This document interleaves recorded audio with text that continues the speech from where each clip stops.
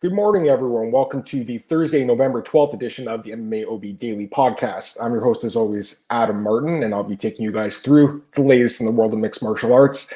Got a great show lined up for you guys today. We'll be talking about Bellator 252 that takes place on Thursday. I'll be recapping Dana White's Contender series, which took place on Tuesday. They handed out 3 contracts. There's some fights, announcements, there's some news. There's a lot to talk about today. And you guys know I don't like to waste time. I like to just go and jump right into it. So I'm going to start with Dana White's Contender series this morning, and then we'll work on Bellator. We'll start with Dana White's Contender series from Tuesday. Pull it up here on Tapology. So that should work. There we go. Right there, and there it is. Okay, so it was like an okay card. I mean, it wasn't the best Contender series of the year. We've seen some, I think, better cards overall throughout the season, but not bad. And they handled 3 deals. So let's talk about these fights. I'm going to start with the first one, work way up. Now, this is a fight I was highly critical on Twitter. And I think there's too many people out there that like to lie to themselves and convince themselves that a guy holding a guy down for 50 minutes is somehow exciting. It's not. It's not exciting at all. Danny Sabatello is clearly a good fighter. He's clearly a guy that can win fights in the UFC. I'm not doubting that. I think he can do well in the UFC because he has a very dominant wrestling style. He's got a good pace. He's got a good gas tank. But this is not the UFC, and it's not trying to win fights. This is about trying to get a contract to get in the UFC. So there's a big difference. Dana White is looking for exciting fights. He wants finishes. Sometimes a finish won't happen. And as we saw in this card, there was a guy that didn't get a finish, but he did get a deal because it was a great fight. The fight can take place on the ground too. That's another thing people don't realize. A fight can take place on the ground and be exciting. That doesn't mean that it can't be boring too. This was a boring fight. That's why this guy wasn't signed. He is a good fighter. He will be picked up probably by the UFC in the future, if I had to guess, a short notice fight or something. Maybe Bellator takes a shot at him. I'm not sure, but I think Dana made the right call passing on Sabatello. And again, I just think there's too many people there that try to convince themselves that seeing a guy hold a guy for 50 minutes is exciting. It's not. This isn't like Khabib, and people are comparing him to Khabib. It's not even the same thing. Khabib is taking guys down, beating them up, ground and pounding them, looking for submissions. It's completely different. Also, he's fighting elite opponents. This guy fought someone with a 10-5 record. He didn't even try to stop him. That's the thing that really bothered me about this fight, guys. Dana White talked about it too. This guy took no risks. He was already up 20-16. He was up 2-10-8 rounds and took no risk in the 3rd round. You know, he had his post-fight interview. He's sitting there swearing, dropping F-bombs. He thought he was trying to be cool or something. I don't get it, man. Again, this guy Sabatello, he can be really good because he has that dominant wrestling style. That's not what Dana White's looking for in the show. So I think people need to change their opinions about the show if that's how they're thinking about it. It's not just winning a fight and winning it 30-26 or 30-24 in this case. It's going in there and putting on a fun fight for Dana and the fans. In this case, it wasn't a good fight, and that's why he got passed on. So, you know, this is his fault. And in my opinion, bad coaching. Bad coaching, guys, because you know your guy's trying to get in the UFC. You know what Dana White wants in the show. He wants a guy who's going for broke. He's going for a finish.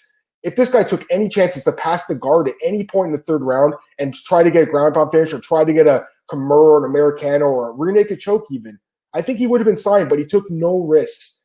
And I think it's a learning experience for guys going on the show. It's not just about winning. Winning is not good enough for Dana White's Contender series. You have to put on a fun fight that Dana White likes. You have to put on a fun fight that the fans like and the fans want to see you fight again. And in this case, I didn't see anyone except for a few journalists who, again, I think are kidding themselves and thinking this was exciting, who want to see this guy in the UFC. Everything I saw from fans, they hated this fight. Eduardo, I see your question. I'm going to get it in a little bit. I want to get through Contender series first. Now, the next fight, this was an absolute no-brainer. And I told you I like this girl a lot in this fight, guys, but the line got steamed from -300 to -500 at close, so there was no value. And I got to say, Sabatello was -600. So, again, not much value there, although he dominated this fight. And same with Pinheiro. Once again, all the favorites won in this card. And we've seen a lot of the favorites win lately on Contender series, and also in the UFC too. So there hasn't been many upsets, but I think that's going to change at some point because the last couple seasons of Contender series, we saw upsets all the time.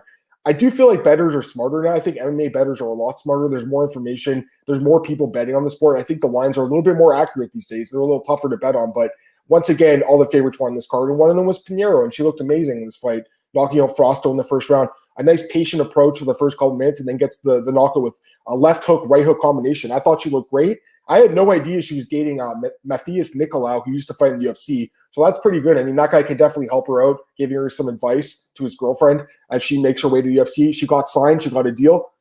No-brainer. The women's strawweight division needs new fighters all the time, and someone like this, Pinheiro, with knockout power, I think she's won 6 straight fights by stoppage. That is impressive for a 115er. Now, not Zoya Frostel, Stephanie Frostel, her sister, she's not a great fighter, 8-7 record, so you can't take away too much from this performance, but definitely got to give this girl a shot in the UFC with that kind of power. And also, she's very, very attractive, so very marketable too.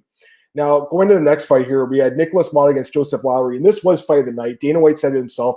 They don't give a fight of the night bonus on Contender Series. You'd hope Dana would be generous and drop these guys a little bit of cheddar in the back, because this was an incredible fight. Nikolas Motta, he won the fight by decision. He pretty much pieced apart Lowry for 3 rounds, but Joseph Lowry, this guy has an incredible chin, amazing chin. He stood in the pocket, took shots for 15 minutes, never gave up, never backed down, never stopped moving forward. So I have a lot of respect for this guy, because he took a lot of punishment, and he could have easily shelled up and took a TKO loss, but he didn't want to. So I got a lot of respect for this guy. I think Lowry for sure will get another shot in Contender Series. But for now, Motta is the guy who gets the deal, and I thought he won the fight for sure, and I'm excited to see this guy fight in the UFC. He's got really good striking, and it should be fun to watch him in the UFC. So again, it's just proof that you don't need to finish the fight to get in the UFC. That helps from Contender Series, but if you put on a good fight, you will get in. And again, it doesn't have to be a stand-up fight. We have seen fighters take guys to the ground and transition and move and go for ground and pound submissions, and then they'll get signed, even if they didn't get a finish. In the case of the first guy, Sabtel, he did none of that stuff. That's why he was passed on. And again, I would hope that other fighters watching it could take something from that and realize, hey, unless you're a women's 145er like that Buys girl who won like last month or whatever, where she did nothing and somehow got a contract, you're probably not going to get signed, especially if you're in a competitive division like 135. You got to stand out more. Now, the next fight, this guy got signed. It was a 160-pound catchweight fight due to short notice, but he is a lightweight. Natan Levy defeats Shaheen Santana, 3rd-round submission. And, Levy, here's a perfect example, guys, compared to the first fight once again, but Levy could have easily just won a decision. He could have easily just grinded it out, took home the decision, got his win bonus or whatever, and went back at it. But he wanted to get the finish. He wanted to show Dana White that he could finish fights, and that's what he did. And he did it in the 3rd round, getting the submission here, and he got signed to the UFC. And I think that was a great signing again for the UFC. This guy is definitely a talented prospect on the ground, especially, man. He's got nasty jiu-jitsu. Now, main event being, this was a really controversial decision. And again, this guy's name is brutal to pronounce, but Marius, the Canadian, I thought he won the fight, guys. I did think he won 29-28, but Mario Souza wins on the scorecards. Somehow one of the judges had 30-27, which is absolutely insane to me, because this was a super close fight. This was a really hard fight to score. Some of these fights are very tricky sometimes. They can go either way. And I think this was a fight to go either way. I thought Marius won the fight, because I think he had a little bit more control in a fight that was primarily on the ground. And I think that should come into play in a fight where it's that close. But, Souza was a little bit more active off his back, and I think that's what the judges saw here. So really no problem with the decision. I'm just saying I personally scored for Marius, but a very close fight. He didn't get a contract, though, and he was pissed after. He was yelling at Dana. But I wouldn't have signed this guy either. Just like Dana said, I didn't think he won the fight. Dana didn't think so either. So he gets passed on. He'll probably get another fight in Contender Series, Mario Souza. Maybe a short notice UFC fight, but I think for now was the right call passing on him. So UFC brings in 3 more fighters to the promotion.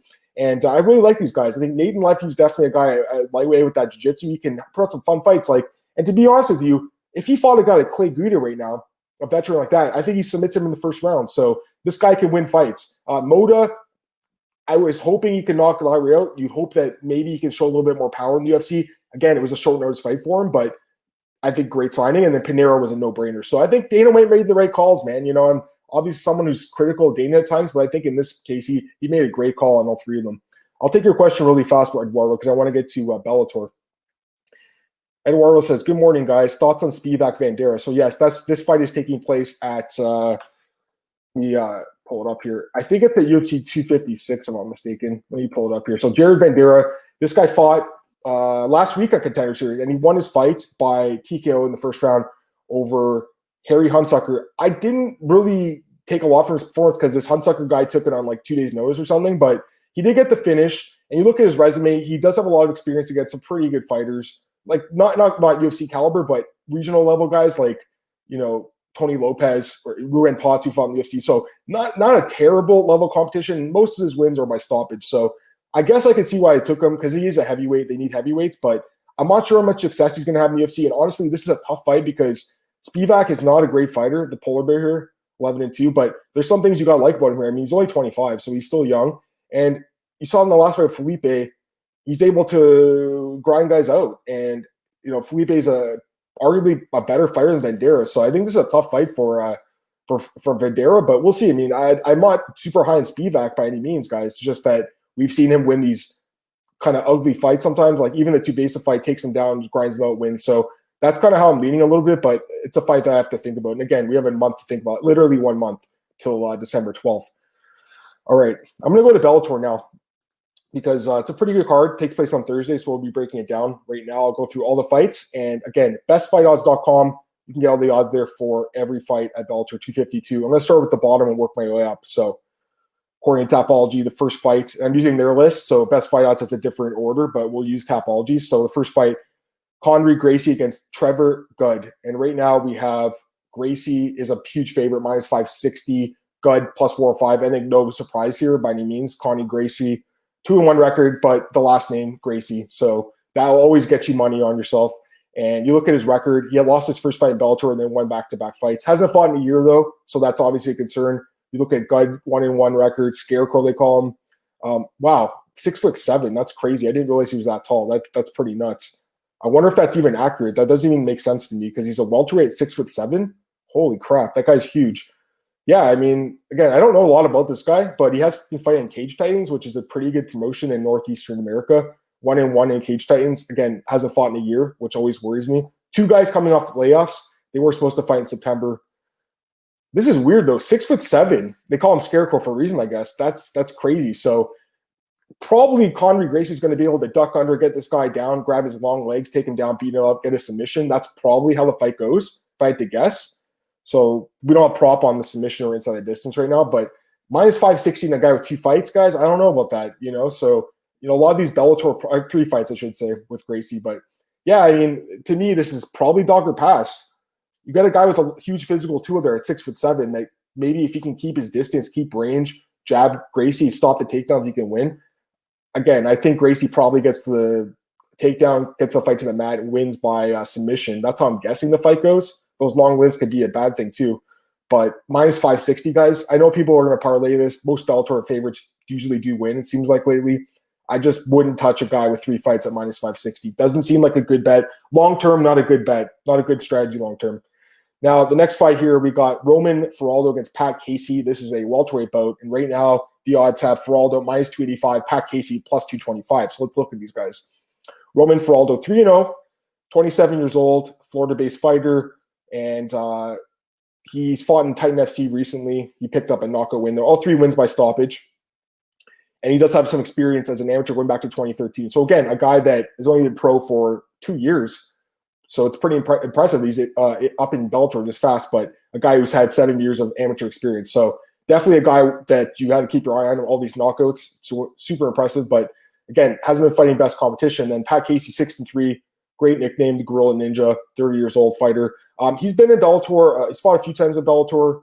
Now, the level of competition is just not great. Look, most of these guys are 1-1, 0-0, 2-1, whatever.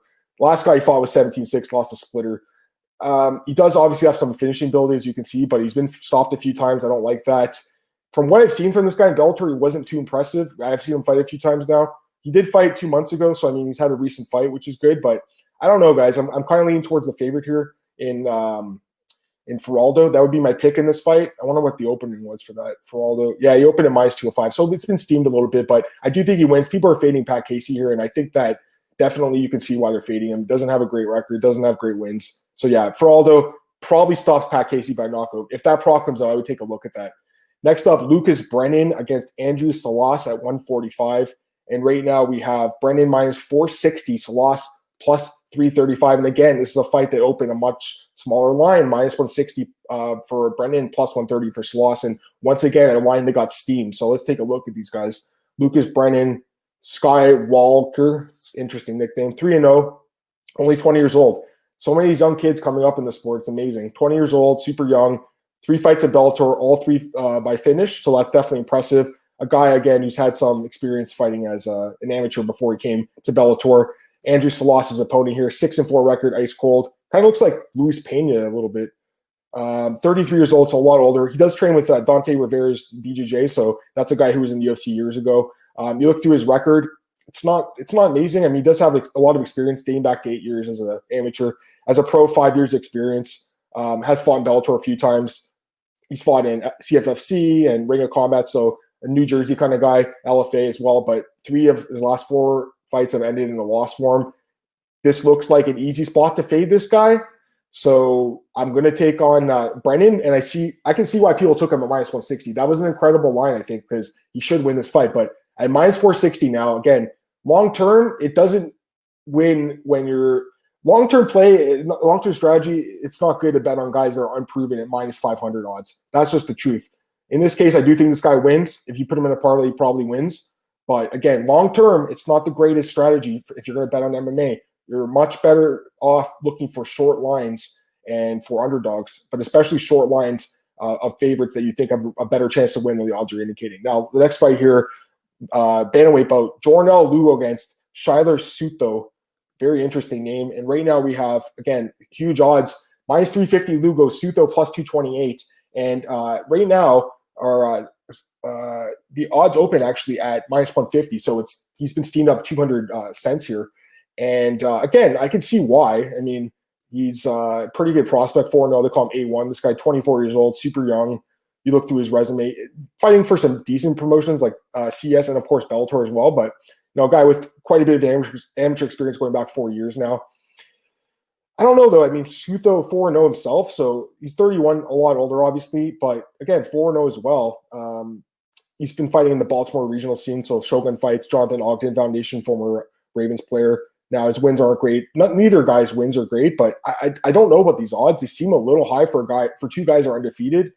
You don't really see odds this wide. Again, it opened at minus 150. It's minus 350 now.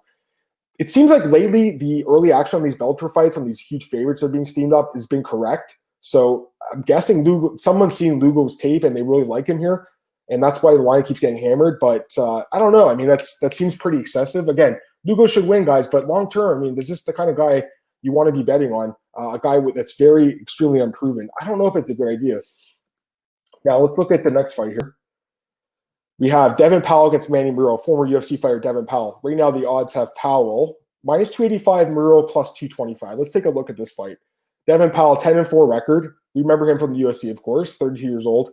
He was not good in the UFC. I mean, and to me, his competition wasn't very good either. Drakkar Klose is a good fighter. He's still in the UFC, but Darrell Horcher and Jesus Pinheiro are not in the UFC. He did win against Alvaro Herrera, but he's not in the UFC either. So this is a guy who didn't look very good in the UFC, and I just was never impressed by him. He was a guy who faded every fight. So I'm not going to pick him here, I don't think. I mean, he might win, but I just fade him every fight. And I feel like the odds are a little bit excessive here for a guy that, to me, hasn't been that impressive, hasn't fought in a while. Look at Manny Muro, 11-6, the Dragon, they call him. A little bit older, 33, but at least he's coming off 2 straight wins, right? And he beat Nick Newell in his last fight as an underdog. So he's a guy who's a little bit underrated, I think, by people. And, you look through his record, he's got a lot of losses too, but he has fought decent competition. And again, a guy with a lot of experience. It's going back 7 years now. And he's fought for some decent promotions, including Bellator, where he's won a few fights. Yeah, I mean, this is definitely an interesting fight, but I think it's dog or pass, guys, because Powell, to me, is a guy you fade at like every fight. And at plus 225, I'll take a small shot on the dog here. Can't go crazy, but I think Muro can grind out Powell and win the decision. So that's kind of how I'm going. I do want to take a comment here. Thiago Silva, the UFC fighter, the former UFC fighter. I'm kidding. He says, Pedro Carvalho's crazy odds want to make me bet him. I'll talk about him in a second. And I got another comment from a parlay from Saavedra. How's it going, man? He took a 3-leg parlay, Pitbull, Sanchez, Amosov. Seems like lock, a little bit concerned if the Amosov can stuff takedowns. Story looks like a top MMA wrestler. Yeah, I'm going to talk about him in a minute. So that's interesting as well. Okay, so Muro, and then there's 2 more prelims here I'll talk about quickly. Kerry Melendez against Emily King. And Kerry Melendez did miss weight yesterday, so got to keep that in mind. It was a small weight miss, but she did miss weight. So right now, the odds for this fight, Kerry Melendez minus 520, Emily King plus 380. And again, the odds open much smaller, minus 265 and plus 205. So the odds have essentially doubled.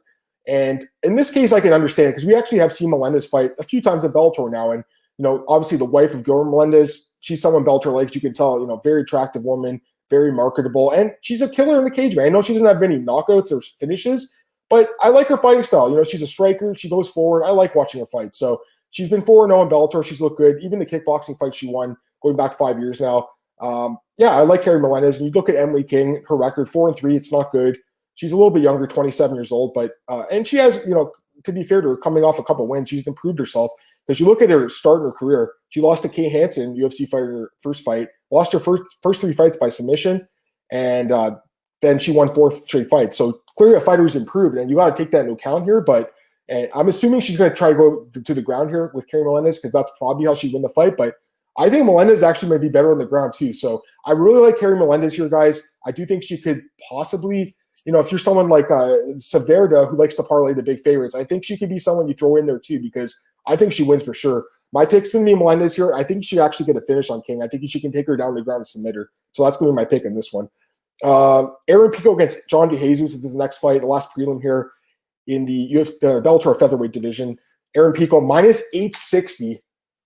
John DeJesus plus 525. When are people going to learn Aaron Pico? Are you kidding me? Again, the line opened at minus 450 and plus 350 respectively. It's been seeded up to basically double. Now, Aaron Pico, we all know this guy is a great prospect. We all know that. He's super young, 24, Jackson Wink guy. I mean, and you look at his experience, he's fought some pretty tough guys. He's been fighting as a pro since he was basically 20 years old, and he didn't have much experience. They threw in the fire. You can't forget this fight with Freeman where he got tapped out in his first fight. It was pretty surprising. He was a huge favorite there. And same with the Corrales and Borch fight. So overall, I mean, yes, he's 6-3, but if you've been betting on Aaron Pico, you've lost money during his run because he's always a juiced up favorite. In this case, he's a massively juiced favorite. And I can see why, because again, Aaron Pico is so talented and he's coming off 2 straight wins. He's looked great lately, but I can never bet on this guy again, I don't think, unless it's like a reasonable line, like a minus 200 line or something like that. Minus 860, I wouldn't even touch this. This guy, John DeJesus, yes, he probably is going to lose this fight. You look at his record, it's not great, 13-8, not that great. He is coming off 3 straight wins, though. He did fight in Bellator a couple months ago, which is nice to see. He does have experience fighting in arena combat, LFA, CFFC, King of the Cage. This guy can win this fight. This is a live dog, in my opinion. You can't pick Aaron Pico at minus 860, guys. Seriously, I know people are going to parlay him, and again, he probably does win, but there's no way. And again, long term, that's a bad strategy to be betting on 9-1 favorites and guys who have 6-3 records at 9-1. Aaron Pico is probably going to win by knockout. That's how I'm guessing this fight goes. But with that chin, man, there's no way in hell I bet on Aaron Pico. I wouldn't be shocked at all if this guy knocked him out. So my pick's Pico by KO, but if he gets KO'd at all, it's your fault you bet on him. I would pass completely. Now let's get to the main card here. Daniel Weichel against Emmanuel Sanchez. 5-round featherweight bout. It's a tournament fight. It is 5 rounds, so interesting fight here. It's a rematch. They fought before, and Weichel won a split decision a couple years ago. Now, right now, the odds have Sanchez minus 250, Weichel plus 210. Opening odds were a little bit shorter at minus 189 and plus 150, respectively. So a little bit of action coming in on Emmanuel Sanchez here, and I can see it. I mean, this is a great fight. Now, let's go through both guys here. I'm going to start with Sanchez. 19-4 record in his career, El Matador, 30 years old, Rufus Sport product. And he's been in Bellator for a long time. He's in Bellator since 2014. So I've watched this guy over the years, and he's a guy that when he first came to Bellator, I mean, he looked like a pretty good fighter, but he was winning these. Look at this. He had 4 straight fights and went split. And this is a guy who's in close fights a lot of the time. But over the years, he's really improved. And you look at some of the wins he has. Corrales, Daniel Pineda, who just announced to fight Cub Swanson in the UFC. Justin Lawrence, former UFC fighter. And then you look at some of the other wins. Karakhanyan, Daniel Strauss, former champion. Sam Sicilio, former Bellator fighter. Another win over Georgie. The last fight against Taiwan Claxton, tapped him out. This guy's impressive. I'm a huge fan of Emmanuel Sanchez. I think he's a really good fighter. Now, he does have a loss to Daniel Weichel, we have to mention. It was in 2016, so a couple years ago now. And he was an underdog in that fight he was supposed to lose, but it was a super close fight. The thing is, this is a 5-round fight. It's different. It's not 3 rounds. So I think he's got a little bit more room for error, a little bit more room to play with here. Now, Weichel is a great fighter, too. Tons of experience. 40-11. I mean, he's got over 50 fights. He's a little bit older at 35, but he's a guy that started his career early. You look at his early career, he fought guys like Dan Hardy and Paul Daly back in the day in the British regional scene. Even Thiago Tavares in 2006 before he was in the UFC, King of the Cage. I mean, this guy, I have a lot of respect for him, man. He's been around for a long time. Shudo, Holland, everywhere. This guy I have a lot of respect for, but he is getting up there in age. And again, you look through his resume, he has some really good wins in Bellator, no doubt about it. Des Green, I was at that fight in Ontario. It was in Casino Ram in Ontario. He finished him. I couldn't believe that. We were all surprised that night. Matt Bissett, former UFC fighter. Pat Curran, former Bellator champion. Again, Manuel Sanchez, Karakhanyan, John Teixeira, former UFC fighter. So, I mean, he has a lot of experience and he has a lot of good wins. He is coming off a win over Sal Rogers. It was a while ago, over a year ago. Sanchez also with a layoff here, obviously. But I don't know, guys. I'm thinking for a 5-round fight, I do favor Manuel Sanchez. I think he's going to be the younger guy here, more busy, more volume. I expect it to be a very competitive fight. I think it probably does go the full 5 rounds. So get ready for a 25-minute fight here, guys. But, close competitive fights on paper, but I do lean towards Sanchez. So, I'd love for the odds to drop back down to the minus 180 territory where he opened, but, I expect him to be a pretty popular parlay piece here, and I do think he wins this fight. So Emmanuel Sanchez by decision, over 4.5 rounds. I'm looking at that, minus 225. I think that probably wins too. And Sanchez by decision is plus 105. So that's kind of how I'm looking at it here. Sanchez by decision is going to be my pick in this fight, guys. Next up, we have, and this is a great fight, co-main event, Yaroslav Amosov against Logan Storley. I love this fight. This is a great fight. The winner of this fight could get a title shot, especially if it's Amosov. Let's look at him. So the odds, by the way, minus 185 for Amosov, plus 160 for Storley. They opened at minus 400 for Amosov, Storley plus 300. So this is completely different than every fight in this card we've talked about. The favorite hasn't been steamed. He's actually been dropped down to a lower favorite. So Storley, the money's coming in on him, and I can see why. But I like Amosov here, guys. I really do. And first off, this stands out, 24-0. How do you not love that? He's never lost. 24 fights, 27, right in his prime, Ukrainian fighter. And I like what he's did in Bellator. Look at who he's beaten. He beat Gerald Harris, beat Eric Silva, Dave Rickles, Ed Ruth, Mark Lemminger. It's almost like he was taking a step backwards here, but he's looked great. He's an awesome fighter, man. Great wrestling, good striking, submissions. He's really good. He's been fighting as a pro since 2012. Hasn't lost yet. This is a guy that I think could be a champion in Bellator. You look through his resume, a lot of submissions, mostly submissions, but a couple knockouts too. He's just a really good fighter. Now, Logan Storley is an interesting matchup. Logan Storley, 11-0, Storm. You look at the picture, man. He is a high-level wrestler, 28 years old. He's a Stanford MMA guy, so he's training with amazing wrestlers down there. Michael Chandler, Kamaru Usman, he was for a while. Gilbert Burns, so he's training with great fighters down there.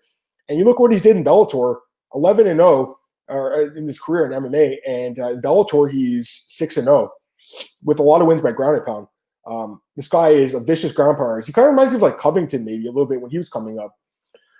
So this is an interesting fight because I actually lean toward Amosov. I lean towards him a decent amount. I think at minus 185, I like him there. But Storley's definitely an interesting prospect, and the fact that so much action is coming in on him does worry me a little bit. I've got to be honest. Like someone's clearly seen something on the tape, or some hedge fund or someone's slamming this line. But again, my picks will be Amosov, guys. I do think he wins the decision. I just think he's a more dynamic, well-rounded fighter. But with Storley's wrestling, he could get this fight to the ground and make it interesting, grind him out, win decision. Look at some props in this fight. The fight goes the distance, minus 240. I think that happens. Amosov by decision, plus 120. You could hedge it with Storley by decision, plus 270. I don't see a finish happening here. Maybe Amosov is on the ground and he gets Storley in a sub, possibly, or Storley connects on a punch. I don't know, but I'm leaning towards a decision here. So Amosov by decision, that's what I like here, guys. And again, he is a favorite, but I do think the odds I think minus 400 is probably too high, but minus 200, minus 250 would have been a little bit more fair, I think. So, minus 185, it's not bad if you like him here, I don't think. But again, Storley's dangerous, and he's a live dog for sure. Now, let's go to the main event here. Pedro Carvalho against Patricio Pitbull, guys. And Patricio Pitbull putting the Bellator featherweight championship on the line. It is a tournament fight as well. So if Carvalho wins, he'll be the champion and then move on to the tournament. Now, let's look at the odds. They open at minus 909 and plus 550 respectively. Right now, we have minus 680, plus 490. And I don't think anyone could be surprised here. I mean, obviously, Patricio Pitbull's going to be favored. He's an incredible fighter. Look at his record, 34, great record. He is 33. He's a little bit out of his prime now, I think, but he's still great, and he's won 5 straight fights.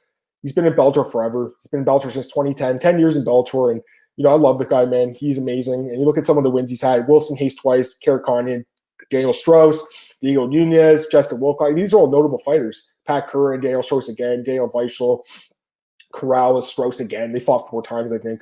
Weichel, Sanchez, Chandler knocked him out.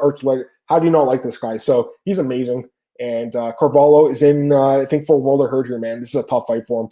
And Pedro Carvalho, 11-3 records, Portuguese fighter, one of the few out there at the high levels of the sport, 25. He's an SVG guy, so he's training with good fighters there, Conor and those guys. But, he's looked good in Bellator. I mean, let's give the guy some credit. He's won 6 straight fights. He's looked good. He beat Sanchez, he beat Derek Campos. He beat these other guys. He's looked good. No doubt about it. He has looked good. He's been impressive. He's been a surprise.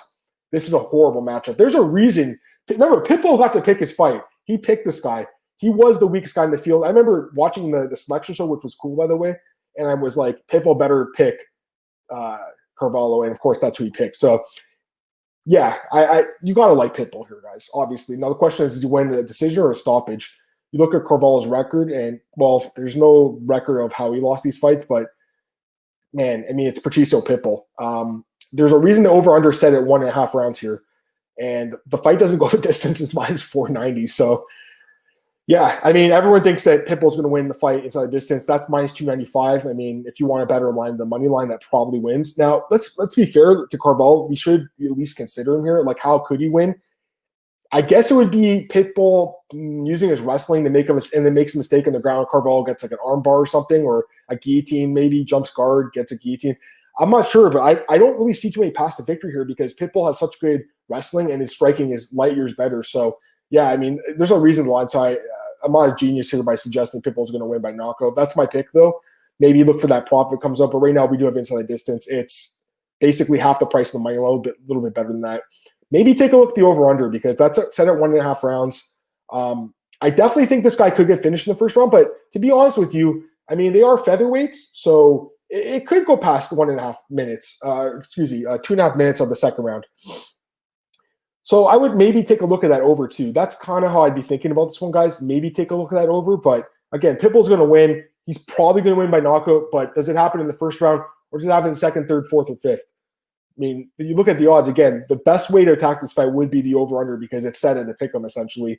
And take a look at that one. So my lean would be over. I do like Pitbull here, obviously. So again, it's a Bellator card. Looking at it top to bottom here, guys. It's a card that most likely the favorites will win, and we have seen that lately. But there's been some close calls, like the Jake Hager fight. Everyone parlayed him at like minus 1,000, and he almost lost his fight.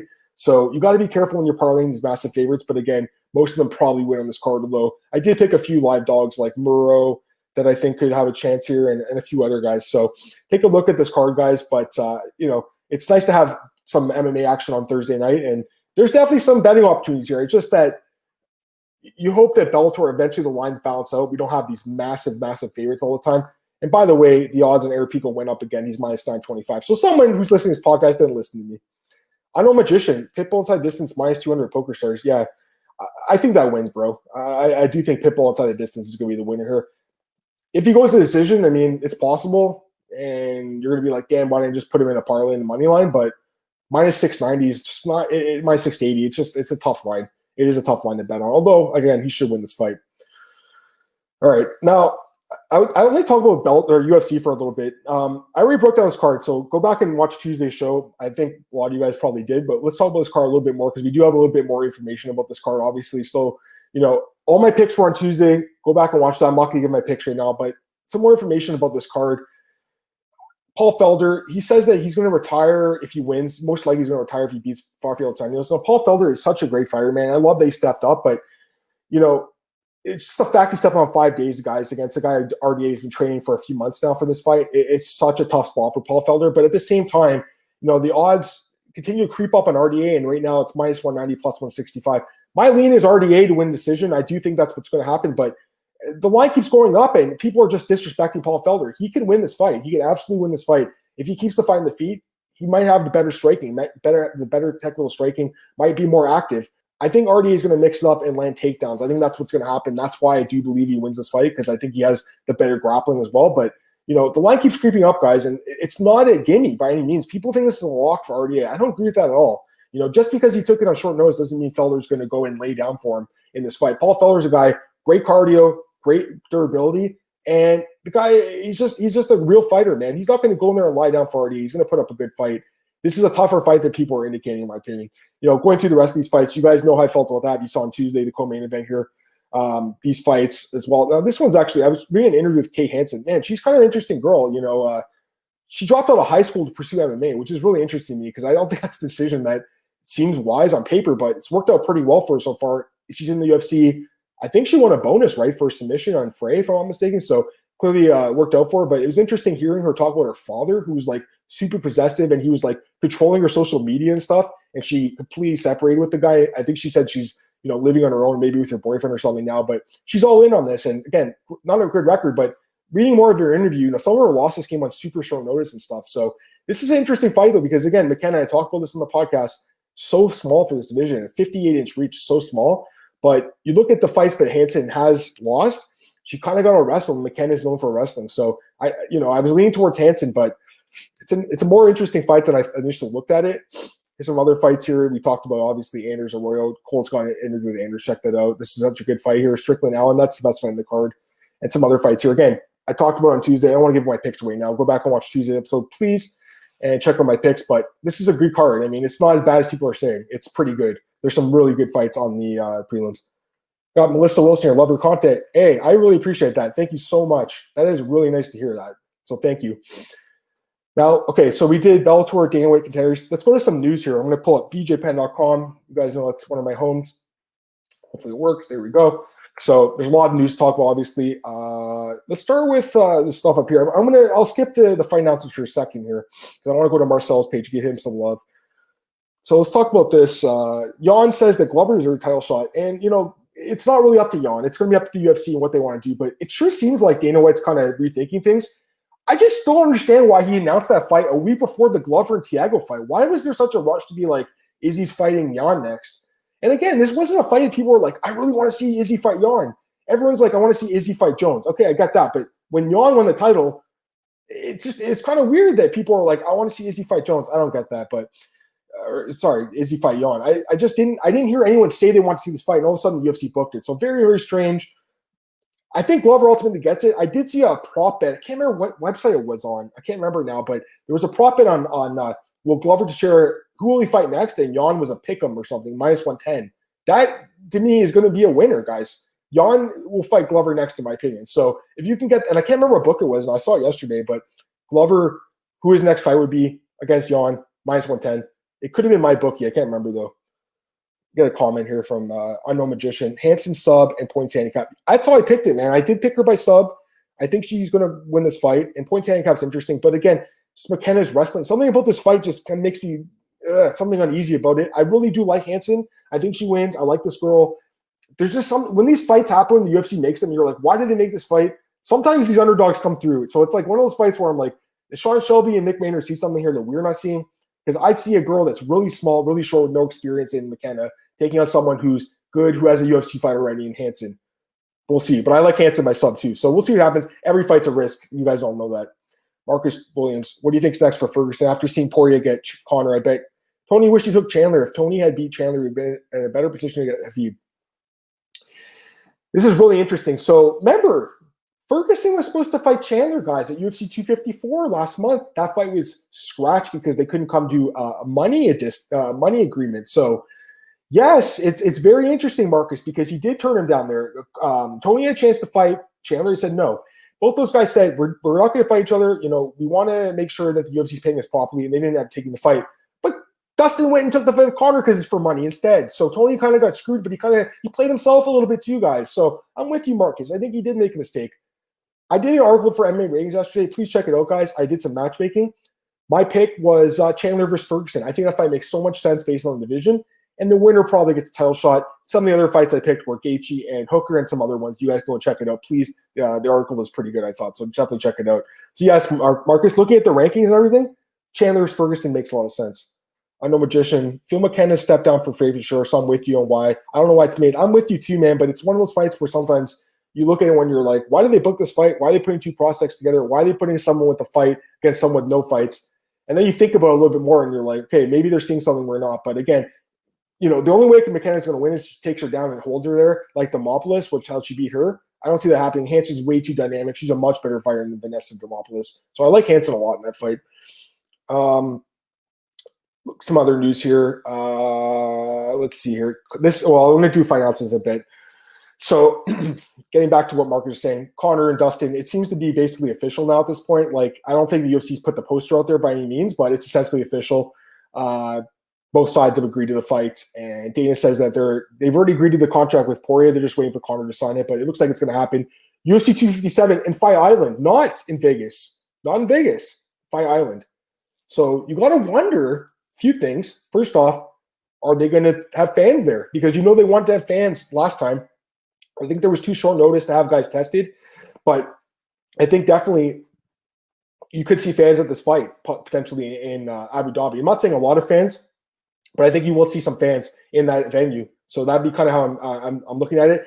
And they might not just be normal fans like us. They might be like rich business people and sheiks and stuff, these oil barons that have like money, tons of money, right? So that's kind of how I'm thinking it's going to be. But Dana White definitely wants to make a gate. If he can get some people in there to make some money from, he's going to do it.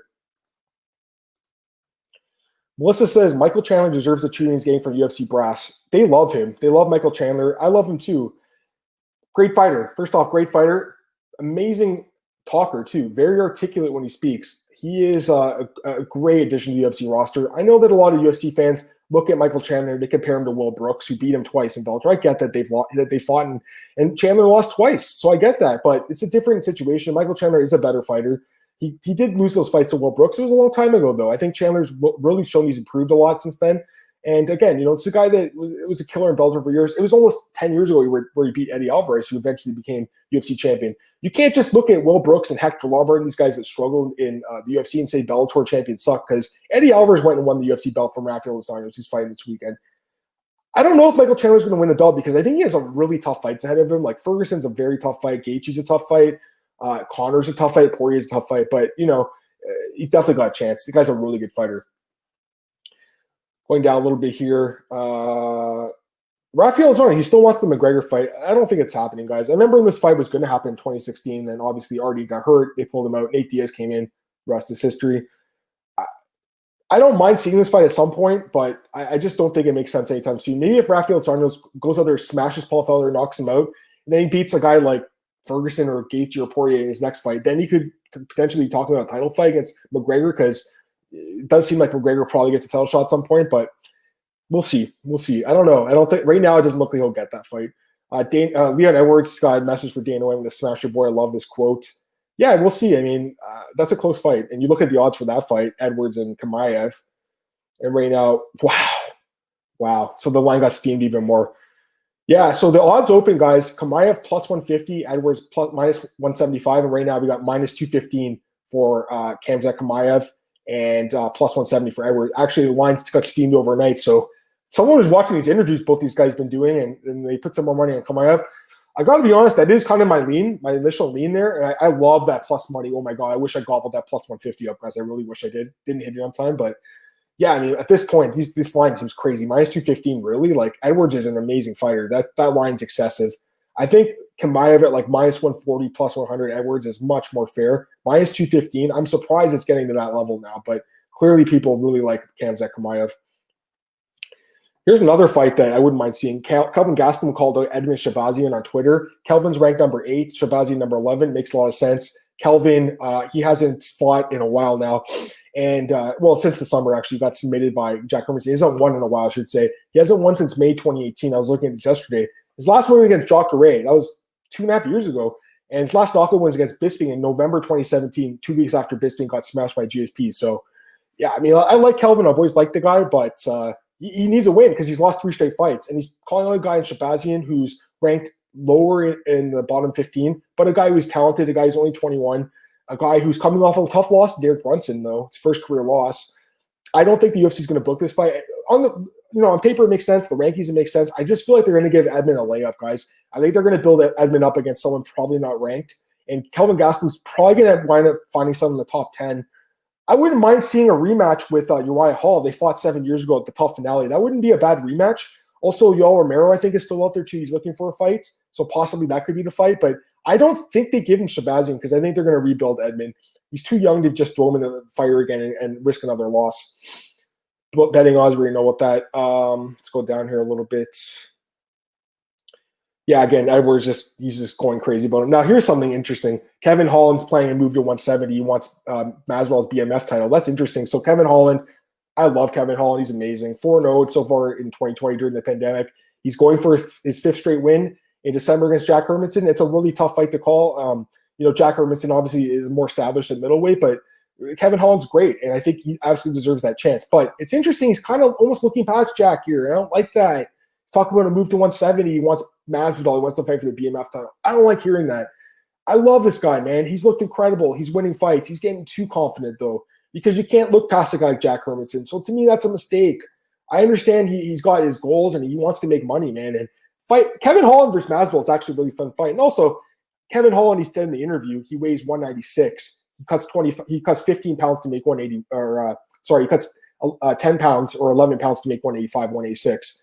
He would have to cut 25, 26 pounds to make 170. That's doable. It's not easy, but it's doable because I remember guys like GSP would weigh in the 190. So absolutely, Johnny Hendricks too. He was actually like 210. He used to cut down. Rumble Johnson. So it's not going to be an easy weight cut, but I think Holland can get to 170. I just don't think he should be calling him Masvidal. And I get he wants the BMF belt and stuff like that. But Masvidal, I think he's going to end up fighting Colby, and you'll probably see the BMF title on the line in a tough coaches matchup. Love Holland, but I hope he stays focused on this fight because Jack Hermas is no joke. Cory Sandhagen, he wants a number one contender fight with TJ Dillashaw. Sign me up for this one, guys. I love this fight. So basically, Cory said he's already said he wants to be the backup for the title fight at 256, Peter Yan and Aljamain Sterling. So he obviously didn't deserve a title shot coming off the loss of Sterling, but after being Moraes, he's right back up there. He is the number 2 ranked guy behind Sterling now. Dillashaw hasn't fought in 2 years. He hasn't fought since January 2019, where he got knocked out by Cejudo and then tested positive. He lost his title.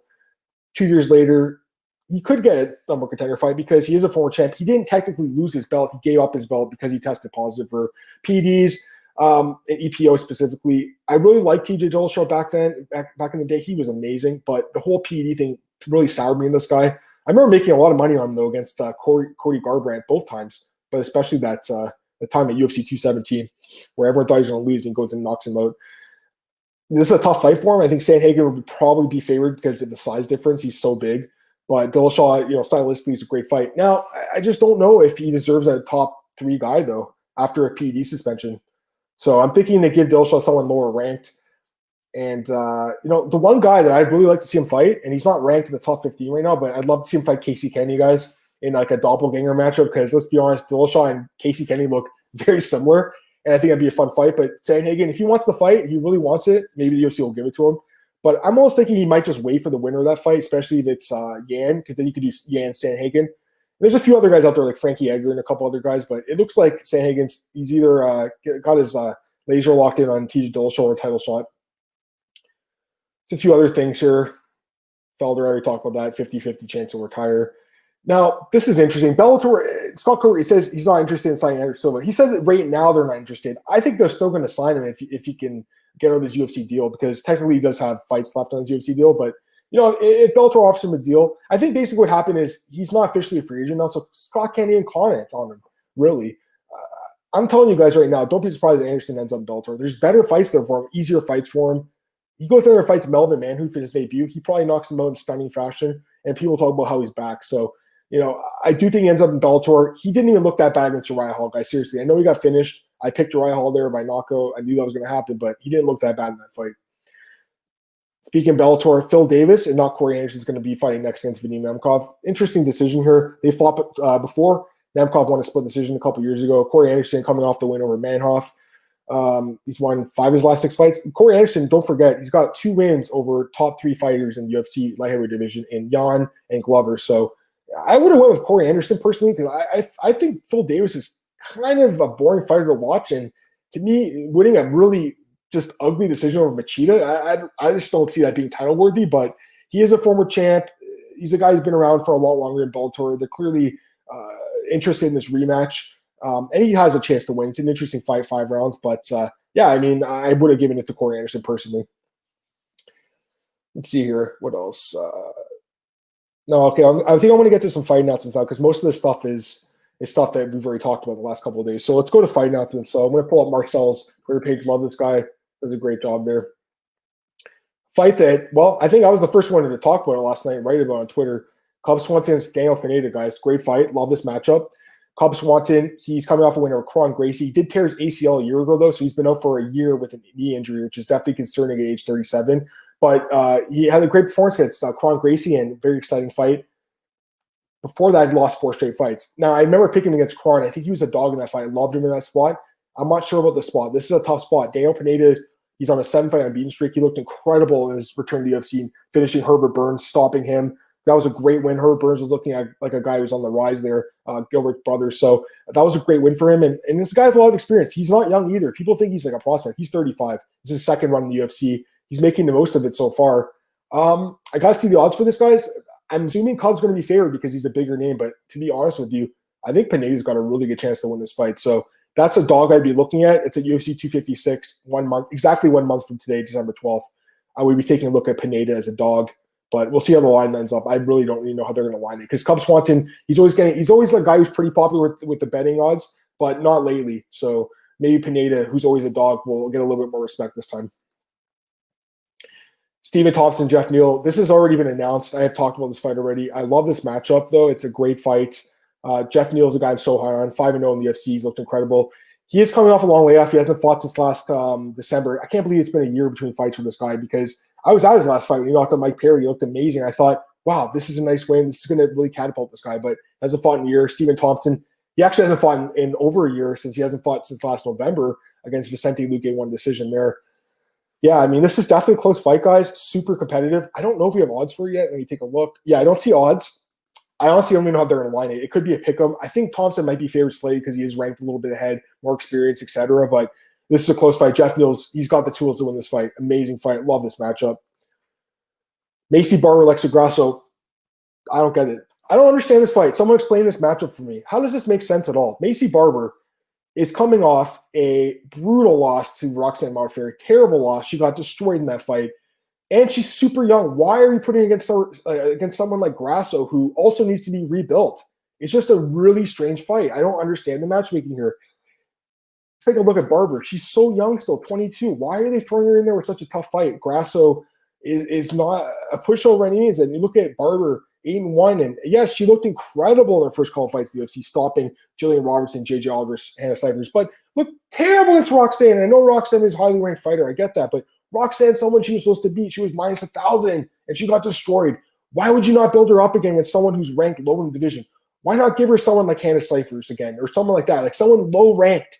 Give her someone coming off a couple losses. Why are you throwing her in with Grasso? And again, Grasso, she is a good fighter, man. She's only 27 too, so she's a prospect in her own way itself.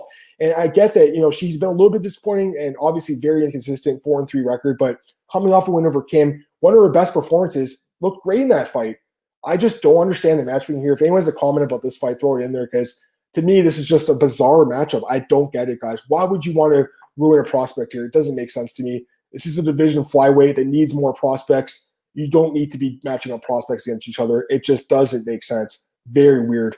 Don't understand the fight at all. Don't like it. We talked about this one already. Did that one already too. This is a fight I missed though. Spike Carlisle against Bill Algeo. Quickly talk about this one. Fun fight. Spike Carlisle, the ginger, alpha ginger. Now a lot of stuff he talks about on social media. It's not really stuff I'm interested in talking about, so people don't really like him that much. But as a fighter, he's pretty good. 9-2. This fight was incredible against Quarantilla. It was a super close fight. He lost, but it was such a good fight to watch. And then Algeo. This guy's coming off a great fight, too, against Ricardo Lamas. Amazing fight. He did lose that fight, but Lamas retired after that fight. And, this is a guy with a lot of experience now, and he's got some good fights at this Lofton fight. I still can't believe that guy's not in the UFC. That's a joke. Just shows how petty Dana White can be at times. But, yeah, this is a great fight. I think Carlisle's probably a little bit more rounded, but Algeo looked so good in that Lamas fight, guys, and he could absolutely win this fight. So, interesting fight. Probably close to pick-up odds, I had to guess. And, yeah, all these other fights I've talked about here. So, I think that's going to be it for that. Let me just see what else I missed out on. Not much. Let's go to MMAOddsbreaker.com. That's the home. That's my home of the podcast. Love MMAOddsbreaker.com. Check out the website, guys. We've got a lot of tons of great content. So obviously the podcast we're doing right now, and then I have my full written breakdown of RDA with Felder. So if you wanted more thoughts on that fight, definitely check that out. You got the opening odds for Felder artist Rafael Zangos. So definitely compare how the lines moved. I always do that. I always like to see how the line moves. That's super important. That's how you win long term in the sport too. You got to beat the odds. And just looking down, you got Bellator odds and obviously the preview for UFC, which you guys definitely check out if you missed it. And I'm sure we'll have some other content up there right now, but throughout the weekend. But yeah, for now, that's what we got. And then obviously we'll have staff picks and stuff on the weekend. And I'm sure AJ's probably going to have his podcast. Mike's going to have his podcast. So yeah, we do a good job there, Oddsbreaker, and we're trying to grow our channel and stuff. It's not easy. There's so much competition out there. I get it. But, we've been doing this Oddsbreaker for a long time, and, Nick is as legit as it gets, Nick Kalikas. So, I feel like the sites just get a little bit more love from people, but it is what it is. I'm obviously biased since I work there. And like I said, MMARings.net, that's the other place I work, and I wrote an article about Conor McGregor and the division. Basically, now that McGregor and Poirier is announced, what's going to be happening next. Now, here's the other website I write for now, odds.com, guys. And I want to pull this up here. So I'm over at the UFC page here. And here's my article. Looking ahead, UFC 255, look ahead, Figueiredo Perez. Got my byline there. And basically, I'm going to be doing some previews for upcoming fights, not necessarily the week of, but a few weeks out now. Here's a deeper look at this fight. So definitely check this article. I put a lot of work into this guy, so I appreciate if you read it. I was looking at through all these guys' records, and I basically looked at the way they've won their fights, but not only that, I looked at the way their odds have historically been. So you look at these guys, Figueiredo, he closed as the favorite in 6 of his 9 UFC bouts. He's went 5-0 as a favorite and 3-0 as an underdog. So he's a guy that, as an underdog, has been money. And then Alex Perez, 5-1 as a favorite, 1-0 as a dog. He's closed as a favorite in 6 of his 7 fights. So 2 guys that clearly get a lot of respect from bettors. But right now, you look at the line, it's actually minus 300 now. I think it jump up overnight a little bit. So, again, those fights in 2 weeks, I got time to think about it, guys. But to me, the line's getting a little out of hand. I love Figueiredo. He's amazing. He's such a good champion. But Alex Perez is a great fighter. I would not totally discount him here. So, definitely check this article out here, guys. I really appreciate it. I'm so glad to be part of the odds team. There's a bunch of great guys that work there. And, I'm glad to be there as well. So I think that's going to be it for today's show, guys. Talked a lot. Need some water. I really appreciate you guys tuning in, as always, to the podcast. Again, check out Tuesday's show with me and Cole. We broke down UFC on ESPN Plus 41. That's this weekend's card, UFC Vegas 14. Tomorrow night, Bellator, or tonight, I should say, Bellator 252 should be a good card, guys. I'm looking forward to that one. And, so hope you guys have a great weekend. There was an XFU card last night. I should mention that really quick. There was no odds for it, though, which was disappointing, because if there was odds, I would have been more likely to, handicap that card. But I do know there's a few guys that were in the UFC that picked up wins. Kurt Hallbaugh won his fight by knockout in the lightweight tournament. And RJ Sukuta actually picked up a win by split decision in the main event last night. And Daniel Taylor beat Jessica Aguilar by split decision. So there were some notable fighters on that card from last night XFC. But again, no odds. They should really try getting some odds. They got to get an odds maker there, or someone's got to cover that promotion, because I think you'll get more people watching if you have odds to bet on. That's just a fact. Anyways, you guys can check me on Twitter at MMAOB right there. Podcast, MMAOddsbreaker.com, Spotify, YouTube, Anchor, iTunes, everywhere. Check it out. BJPen.com, MMA Race on that, and odds.com. That's where I am, guys. So have an amazing weekend, everyone. Hope you guys cash your bets this weekend. I'll be back on Tuesday, 10 a.m. with Cole, breaking down the next UFC card. Have a great weekend, guys. Bye.